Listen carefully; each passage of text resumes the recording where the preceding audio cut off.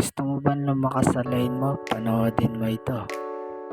First step, mag-build ka ng defense item sa early. First item ay ito.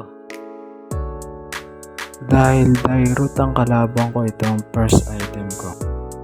Pangalawa, huwag may clear minions para mag-up ang Dairut.